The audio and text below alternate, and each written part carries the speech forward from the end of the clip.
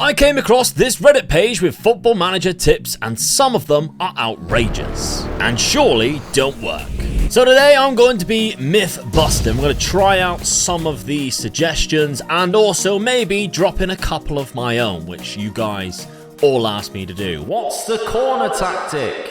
Genuinely, it's nothing too special, but I'll show you anyway. The first one was posted 2 years ago, but I've never seen it before. It basically is saying that you can add an exchange player to a transfer of a player you want to keep, and by that, sabotaging the player exchange contract, and the player at your team won't be mad. But at the second season of the Brighton save, and we've got FIRECUDA here, whose client's preferred destination would be Tottenham. He wants to ruin his career, that's fine. Tottenham are putting an offer in for £54 million. So let's see if this works. Now, if you go on to additional fees, you can then have players to exchange. If you add players, you can then obviously find a player that Tottenham don't want. So say we just go down into this guy here. We want Mehmet Polat. Do they accept? Yes, they do. Now we can accept that. Go forward. Kefren is thinking that he's going to get that move to Tottenham. However, we're going to sabotage the other deal so that Thuram would never be upset. Now, this might not be the best example, but I guess we can kind of just find out just from this how terrible this would be. So if we just keep giving him emergency backup, and yeah, he's already annoyed. So we can't get that deal done. If we now skip forward, so Thuram then give up. Well, Tottenham, give up on Thuram. Is he now annoyed by that? He doesn't look like it. Does it say he's disappointed or anything? I guess not. No real concerns. So maybe that one actually works. Possibly. However, there is a better way I think I used to use of doing it, and it's actually in the replies of that Reddit post. This is a method I used to use, actually. You basically agree on a valuation fee with the player who wants to leave, then change the asking price to a fraction of that, and they won't ever get annoyed that you're accepting lower bids. Which, don't get me wrong, is a bit of an exploit. Okay, we've gone to the Glory Hunter save, and we have Wesley Fofana, who I remembered really wanted to move to PSG, but I just completely rejected everything that came in. Eventually, he was happy because of what happened in the season. No spoilers. Right, so they've put in an offer PSG, and he is incredibly interested in speaking to PSG and would take a lot of convincing to remain at the club. That's exactly what we want to say. So if we reject that, he should come back and be annoyed with us for rejecting it. And here we go. So he has asked to discuss the future. So now we can say it doesn't match our valuation. He asked for a fair number. We say £82 million. There we go. So he's expecting any bid to come in for £82 million. We should be accepting. But then what you do is you go into this. Now, I haven't tried this on this version of Football Manager. I've tried it in previous ones and it does work. Whether this works now, we'll see. We've put it down to 500k. We confirm, even though we've discussed it should be 850, we might start getting an abundance of bids now of 500k. There is from PSG. If we reject that, does he now kick off? Or is he just absolutely fine with it happening? I think he's fine with it. Fofana again. And every time we reject it, are they just absolutely okay with it? Because we're about to go in a game and I don't really want to play that game. Players reacted well. Ensure the player is sold if a bid of £82 million has come in. So he still considers that conversation with you as gospel. He doesn't actually expect you to be sold for 500k. So what that basically means is this one still works. That's a problem in my eyes. That is definitely an exploit, and that's a problem. He's asking to leave. He's disappointed he can't leave PSG, but he's never going to be annoyed with you because you're never getting bids of £82 million. You're only ever going to get bids of 500k. That's wrong. This top one here has been a favorite of mine for a while. I know this one definitely works. Have a search filter of players under 19 with an average rating of 7+ in leagues where young talent pop up, etc, etc. Yeah, this one's fantastic for finding like regens, etc in the game, or new gens in the game. I always turn off transfers off because you can always persuade players. So we're in the Brighton save where I only spend like £20 million anyway. So if I went under 19s or 19 and under, you then go down to add conditions. And when you take a look at the stats general, it goes down general again, and you've got average rating. So you've got the average rating is at least Then you select 7 or even higher if you really want it to be like that. And then obviously you can like narrow it down even further. Maybe you want to have a certain position, etc. But just looking at this is always quite good. And sometimes your scouts have already found people, but you're like, don't really look into it that much. So obviously there's a lot of players in here which might be fantastic. For instance, this guy here, he's in the Sevilla Academy, Roberto Herder. He looks quite good, to be fair, but if you want to have a look in more specific leagues, for instance, the Chilean league does have some great players there. Hurtado, he looks really good, 17 passing from that centre mid position, only 19, and only costs £3.3 million. I mean, if you're doing like a youth to gold, for instance, please use methods like this. I've got one that I always use, and I'll explain to it in a minute. Some of you might have heard it already, but this one's fantastic. And then you can just really go into it and add other things in there. If you want it to be somebody who's a goal scorer, for instance, you can go in there, general, goals scored, goals, there we go, is at least, so we're at the end of the season, so it helps, is at least 20. There's only one player. He doesn't look that good, but he scored 20 goals and he has a good average rating for this season. Please use things like that and play around with it, because you will find players using this method for instance, the youth to gold save, who are young, who are talented, and you can pick up the next best wonder kids from using this method. Now, my example of this is the attribute searching. Now, you will have to use the attribute masking off, obviously, because I prefer doing attribute masking off anyway, because I think eventually you'll just find those players, and for content purposes, I've always got it turned off.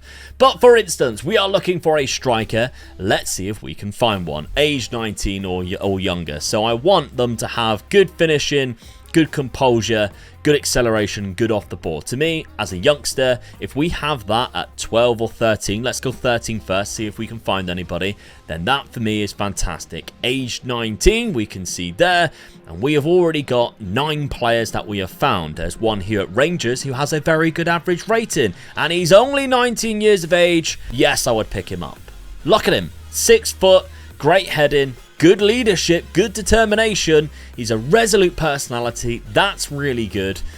He will cost quite a lot, so maybe only I would pick him up if I had the money, but you will find other gems too. This guy here is only worth £4.6 million max. Again, 19 years of age, 6'1", good composure as well. All the things that we typed in are there, and fantastic agility, and fantastic jumping reach. That guy is definitely really good. There's so many that you can do just for that in every single position. Obviously, striker is the most fun one to find. Again, 15 heading, 20 determination, great off the ball and flair. That pace and acceleration and balance is very good. And he is just 17. Attribute searching, I think that's really good. But also the one that we used there, the average rating, that is a myth that I would say definitely works. Another really quick one, but yes, this one does work too. Adding match reviews in your training is a great way of increasing tactical familiarity and team cohesion without any negatives. Now, it is time consuming, but I do think it's definitely worth it. I try to do it as much as I possibly can. On your calendar, you'll see after every game you have usually recovery and rest. What Football Manager used to have was recovery, and on match preparation, match review. That's what they used to have. Now they don't have that, but if you select match review, you'll see there are no actual flaws to having this. It increases your tactical familiarity. So at the start of the season, if you've tried a new tactic or you've brought new players in who don't know your tactic, the primary focus helps the tactical familiarity, everything about it, mentality, passing style, creative freedom, all of the things you want that player to pick up really quickly, it does it. And the team cohesion is increased. If you don't have good team cohesion, that's really bad for your team as well. You'll see that they'll stop performing as well as what they used to if you include a new player into the side. That's what tends to be happening a lot of the time, and it doesn't take that long. What you can also do, especially if you're a team that doesn't necessarily play every midweek or every other midweek, if you have, say, this week here, I like to mess around with this quite a lot. I will move that there, and on match preparation, you can also add this. Now, the condition is slightly reduced, so you can see the red there is a negative, slightly reduced. But I think the tactical familiarity, attributes of decisions and teamwork before a big game, and team cohesion outweighs that slightly reduced condition, and then obviously you can actually do it a little bit more if you wanted to risk it, do defensive shape, but maybe even chuck in something like a recovery session in there, so that you know, they'll recover a little bit better. But from that, you literally just click copy, and then on the following week, paste, and it'll be exactly the same. And you can just go through every single week and do exactly the same thing, so you never have to actually implement it, and you go across every single month and do that. I definitely think it's something worth doing. Now, there was like a post not so long ago where some Turkish players said that having no training session whatsoever did like zero negative effect and actually meant that you'll get no injuries or fatigue through training.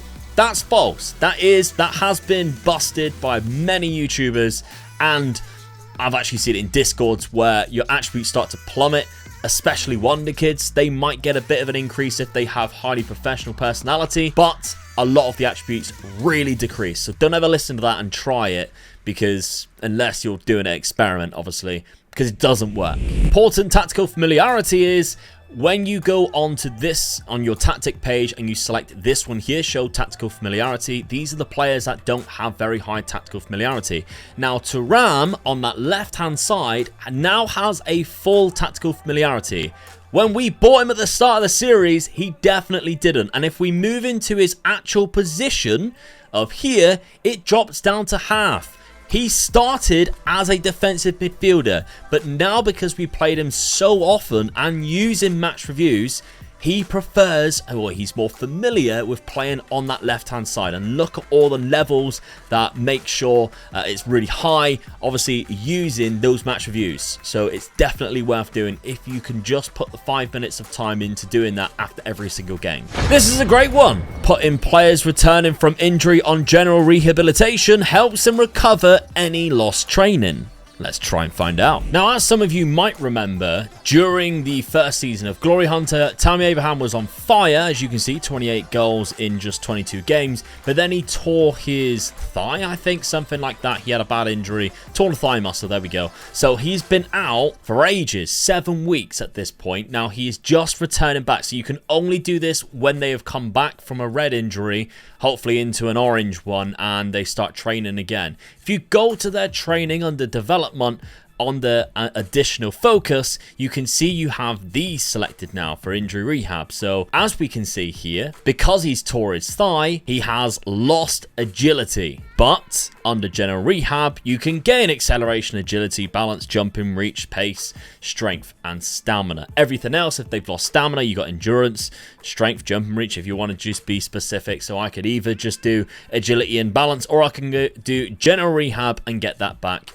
So putting that additional focus in. If you remember, if they have a bad injury and you've noticed some attributes going down, hopefully that will rise back up. Not guarantee, but it could do. This one I really hope doesn't work. But apparently, if you trigger a release clause, you can select selling team wage contribution and it will still be accepted.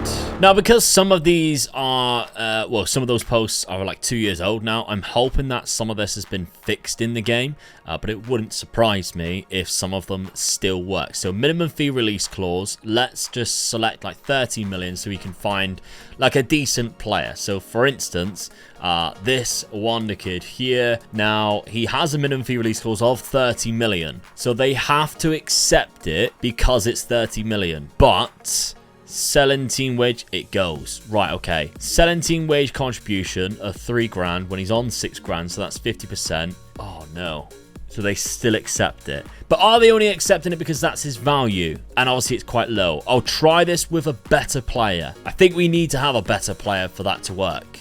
Because else that's really broken. So, Ivan Nielsen. Okay, minimum fee release clause of 28 million. He's on 78, so they're not going to want to pay that. Definitely not going to want to pay that. Minimum fee release clause, 39, rejected. Thank God. I was so praying that the game wasn't that broke, that would work. I mean, there's a reason why I focus on the story in Football Manager and a lot less about features and things like that. People have been saying, do you not ever use the recruitment focus anymore, Luke? Don't touch it. What about the squad planner that was included in this year's game? Haven't touched it since day one. Things like that, I don't need to use, so I don't use. They need to, it's a topic for a different video.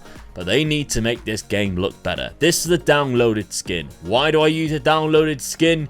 Because if I was to use the same boring default skin, I would stop playing the game by Christmas. Honestly, I would. And I think that's what they need to focus on instead of adding new features in. But I'm glad that they're fixing problems like that. Hopefully they check out that page, and anything that is an exploit, they change. Speaking of exploits, the corner tactic, which isn't an exploit. So a lot of people have been asking why Wesley Fofana scores like 21 plus goals a season. Now, he is quite good at attacking corners. He has good jump and reach, bravery, heading, strength, etc.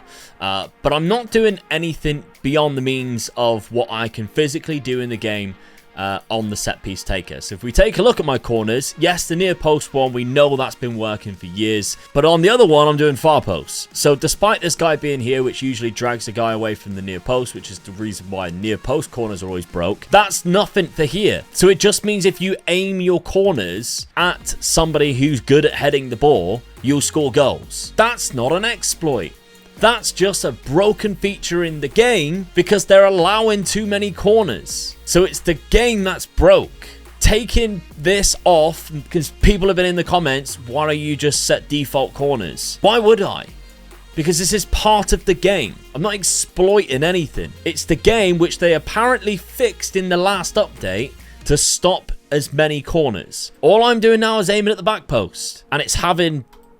Probably I score more back post corners than I do near post. It annoys me, don't get me wrong, but I'm still going to use it because it's part of the game. Anyway, on a lighter note, if you like this type of Reddit video or looking through what's on there, for instance, there's a Confess Your FM Sins. If you want to see that, let me know down in the comments section. I've also set up my own Reddit page if you'd like to join that. In fact, I've set up like 3 because I didn't quite know how to do it. But if you want to join that, then I will leave a link down in the description. But here it is. You just search for art/OmegaLuke. Hopefully you can join it. If you can't, let me know. I've never really used Reddit that much before, but I'm happy to join it and start up a community page there if you guys would find it rewarding or interesting, etc. You can post your saves and stuff like that down there, and maybe we can do future videos. Thank you very much for watching. I'll see you soon. Bye-bye.